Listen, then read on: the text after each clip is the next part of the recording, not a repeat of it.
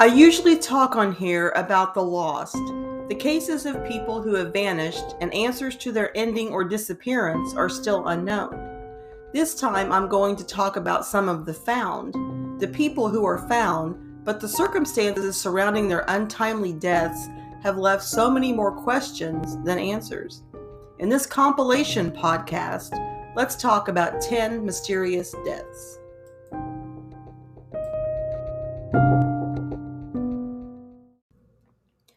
Aileen Conway. On April 29, 1986, a farmer in Lawton, Oklahoma, noticed a huge plume of smoke and a raging fire on a bridge in a rural area of the county. Firefighters battled the blaze, and when the fire subsides, they are horrified to find the body of 50-year-old wife and mother of 7, Aileen Conway, inside. The fire was so intense that the car was melting into the bridge and the gas cap was missing. No cause of death could be determined. The road was very deserted and in an area where, according to Aileen's husband, she never traveled and would have no reason to.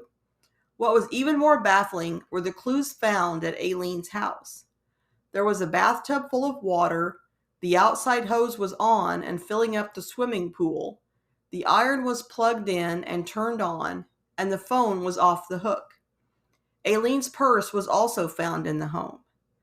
There was reported to be some jewelry missing from the Conway home, as well as reports of burglaries in the area at the time. Did Aileen Conway leave her house willingly that day and have an accident, suffer a medical emergency, or was foul play involved in her death? There hasn't been much of anything about this case out there, except for a segment on one of the first Unsolved Mysteries episodes, which tends to make this unexplained death even more mysterious. I had wanted to do more of a deep dive on this case, as it's one that has never left my mind. I did reach out several years ago to one of Aileen's daughters. She was nice enough to respond to my message, yet she did decline to participate any further. She told me that anytime this case is brought up, it just makes it harder, especially at the unfounded accusations that are usually mentioned concerning her father being involved in Aileen's death. In her words, the real life does not have good endings. Joyce Vincent. On January 25, 2006, a housing association entered a flat in London to repossess a property due to arrears. Workers were horrified to find a skeleton inside. The body was so badly decomposed, they had to use dental records to identify the corpse. It was determined to be 38-year-old Joyce Carol Vincent. She was found on the couch, laying near unopened Christmas presents, with the television still on. What was even more shocking was, it was determined that her body had been there for almost 3 years. There were no signs of foul play, and no cause of death could be determined. Joyce was known to have asthma and a recent peptic ulcer flare-up, and it is speculated that one of those things took her life. Joyce in the past had a successful career, an active social life, and many boyfriends, but didn't appear to have close relationships and moved frequently. Her family was trying to locate her, but they ultimately thought that Joyce didn't want to be in touch with them. It is believed that Joyce had been involved in a domestic abuse situation with an unknown boyfriend and had spent time in a refuge for victims of domestic violence shortly before her death. I do want to mention that there is an interesting documentary profiling the life and death of Joyce Vincent that was released in 2011 titled Dreams of a Life. Kurt Sova. On October 23, 1981, 17-year-old Kurt Sova left his house to meet up with a friend. They went to a party at a duplex 2 miles away. He never came home that night. Kurt's parents frantically searched for him. They were told of the party and went to the homeowner to inquire. She told them there was no party, but eventually changed her story and admitted that people were over. Kurt's friend said he was intoxicated and took him outside that night to get some air. When he came back out to bring him his jacket, Kurt was gone. Then on October 28th, 5 days after Kurt went missing, two young boys came across the body of Kurt Sova in a ravine on Harvard Street, just 500 yards from the duplex, in an area that had been thoroughly searched prior. There was no sign of trauma and nothing found in his system, so no cause of death could be determined. One shoe was found nearby, but his right shoe was missing. This fact held an eerie similarity to the death of Kurt's acquaintance, 13-year-old Eugene Kvet, who was also found in a ravine in Harvard Street with his right shoe missing months earlier. Police still have no answers to this mystery to this day. Pia Fahrenkopf. Pia was a 44-year-old successful businesswoman who lived in Pontiac, Michigan. She did travel frequently around the world for her job and was known to go for long periods of time without contacting her family. She apparently stopped making her mortgage payments, and after foreclosing on the property, the bank sent workers to make some repairs. The workers were horrified to find the remains of Pia Fahrenkopf in the back seat of her Jeep in the garage. She is thought to have been dead in her garage for 5 years. Her body was mummified and her organs dried out, so a cause of death could not be determined. In the back seat with her were hundreds of unopened letters, several empty packs of cigarettes, $500 cash in her pocket, and a half-full bottle of wine. The circumstances surrounding her death are still unknown. David Stone. On October 28, 1988, David Stone left his apartment in San Diego to head to the Sonoran Desert and then planned on continuing on to El Paso to arrive on November 3rd to be in his friend's wedding. He never showed up. There were various sightings of David Stone walking in the desert, and when Larry Rivers encountered him and asked what he was doing, he simply said, "I'm looking for the beast." David's parents attributed that comment, as well as other strange clues left behind by him, to his recent interest in being a disciple of New Age practices. Then on February 23, 1991, more than 3 years after he went missing, his remains were found in New Mexico.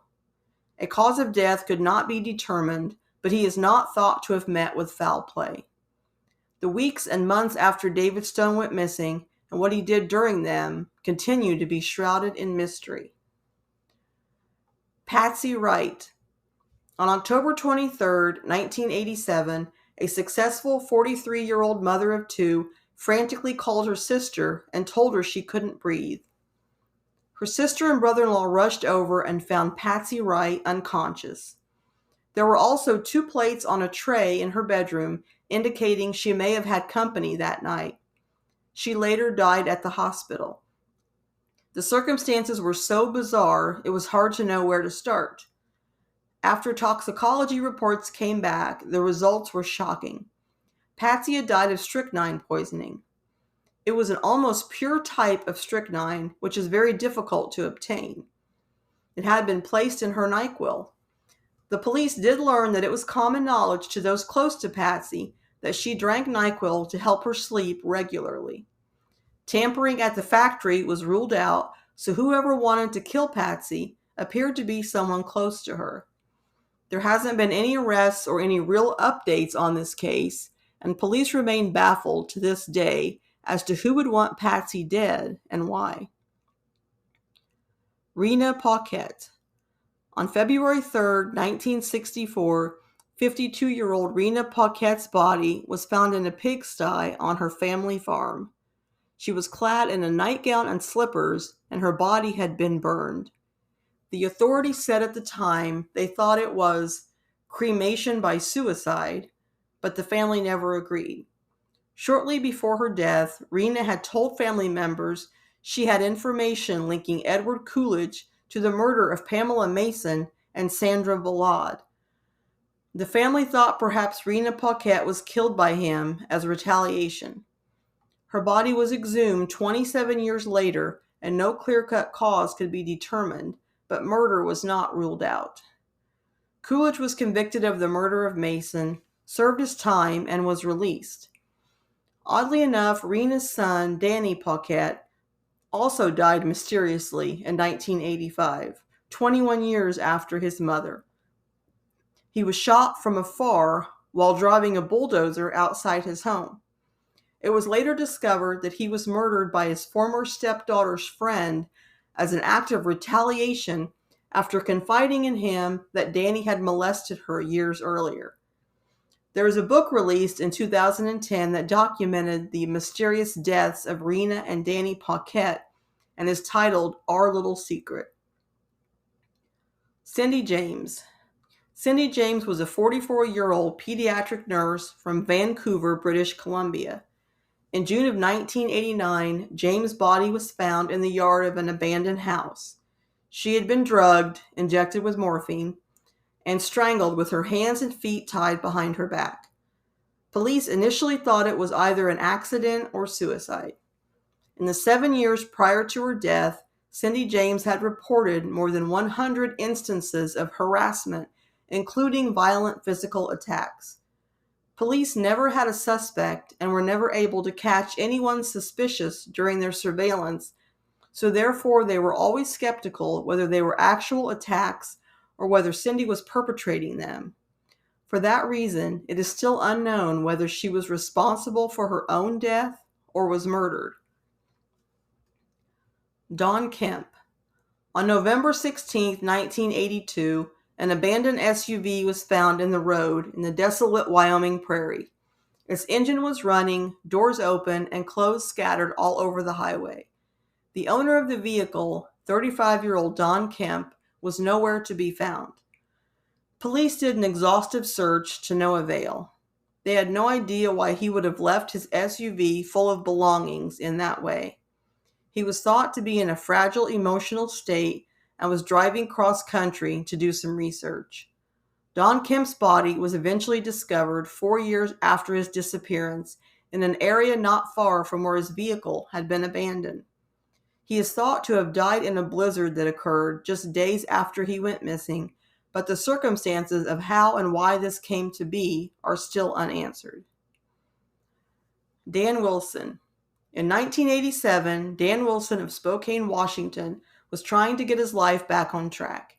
He had gotten divorced the year prior, but continued to be a devoted father to his children.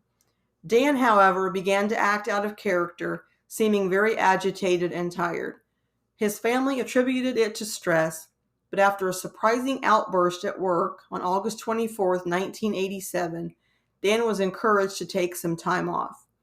He left in his car, seemingly unplanned. After his family realized he was missing, they began to search.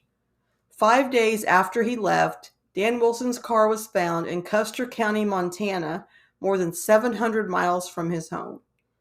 There was no luggage inside, indicating that he was not on a scheduled trip. Dan's relatives traveled to Montana to drive his car back home and noticed some symptoms they were having while in the car, such as a sore throat and burning eyes. They took the car to the mechanic, where he diagnosed a faulty muffler and said it was possible carbon monoxide was leaking into the car. Dan had driven that car every day for over a year. His symptoms seemed to match that of CO poisoning, so it is speculated that he was suffering from that, which might explain his erratic behavior. In November of 1988, Dan's family was hopeful when a homeless shelter in Billings reported they had someone with his name and description stay there recently, but nothing ever came of the sighting. Sadly, Dan Wilson's remains were found in 1997, about 5 miles from where his car was found. He is thought to have wandered off and died of exposure, with carbon monoxide poisoning possibly being a factor. So there you have 10 of the most mysterious deaths I have heard about. It just goes to show that even when the person is actually located, the circumstances surrounding their death can still leave us with so many questions. I do hope that these loved ones who have had to endure the uncertain circumstances surrounding the death of their loved ones can one day get the answers that they deserve.